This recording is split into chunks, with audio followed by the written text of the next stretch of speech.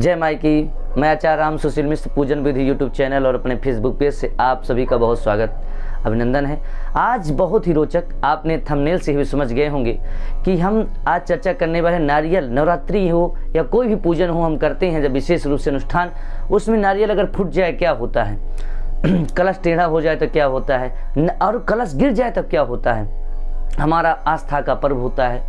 हम लोग नवरात्रि आदि विशेष पर्वों में बहुत अच्छी तरह से व्रत रहते हैं, और अगर ऐसा नारियल गिर जाए या नारियल फट जाए या कलश गिर जाए तो बड़ा मन में खूब विचार आने लगता है कि कोई संकट आने वाली है, कोई ऐसी आपदा आने वाली है क्या। ऐसे मन में जब विचार आने लगता है तो हम बहुत परेशान हो जाते हैं। उन्हीं बातों का सब निवारण करेंगे। इस पूरी वीडियो में शुरू से अंत तक जरूर बने रहें। अगर छोटी सी एक आपसे रिक्वेस्ट है मनोबल बढ़ाने के लिए, अगर अभी तक हमारे चैनल को सब्सक्राइब नहीं किया तो सब्सक्राइब कर लें, अपने मित्र संबंधी जनों तक जरूर शेयर करें। ऐसे ज्ञानवर्धक वीडियो आपको कहीं नहीं मिलेंगे। नारियल जब गिर जाता है या फट जाता है या कलश गिर जाने पे हमें क्या करना चाहिए, इस विषय में चर्चा कर लेते हैं। सर्वप्रथम हम बात करते हैं कलश की।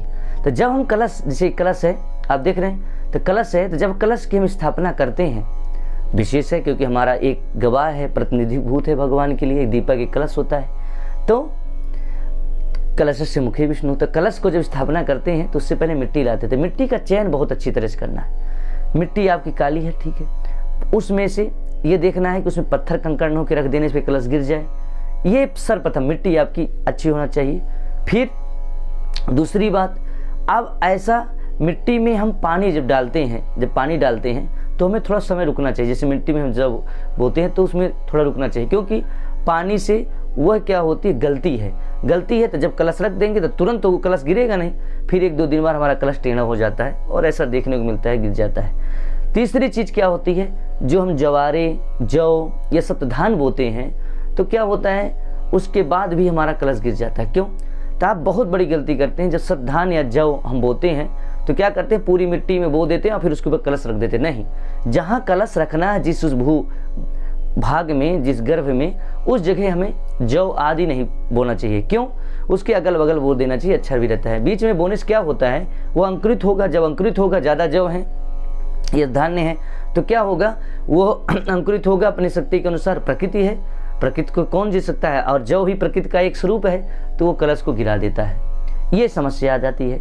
अब बात आती है नारियल क्यों फट जाता है। अब देखते होंगे नारियल है, नारियल हम देख रखे, नारियल है, नारियल के अंदर जल होता है, जलदार नारियल रखते हैं, और उसके बाहर जटा होती है, अंदर ठंडा होता है। जटा बहुत ज़्यादा कहीं कहीं निकले, जब निकले होते हैं, निकले हुए होते हैं तो बहुत समस्या आती है। क्या होता है, वो गर्म होने लगता है। दीपक वहीं होता है, दीपक के कारण वह गर्म होने लगता है। और पूजा कक्ष भी, जो हमारा गर्भगृह है जिसमें पूजन करने साधना करें, वो भी स्वतः ही गर्म होता है। तो क्या होता है, इसके कारण भी देखा गया है कि नारियल फट जाता है। तब क्या करें? तो आप ये जो दोनों चीज़ें मैंने बताया, कलश टेढ़ा हो जाए, नारियल गिर जाए या नारियल फट जाए, तो ये चीज़ तो है ही है। साथ साथ इसका एक और पौराणिक और वैदिक एक प्रमाण मिलता है कि कुछ आपदा, कुछ संकट, कुछ ऊपरी प्रकोप, कुछ नकारात्मक शक्तियों के द्वारा भी ऐसा होता है। तो ये भी चीज़ आपको जानना है। तब फिर क्या करें, किसी आचार्य, ब्राह्मण, पुरोहित को बुलाएं। कलश गिर गया तो उसकी प्रतिष्ठा करवाएं, अगर नारियल गिर गया तो उसकी प्रतिष्ठा करवाएं, और फिर आगे आप पूजन करें।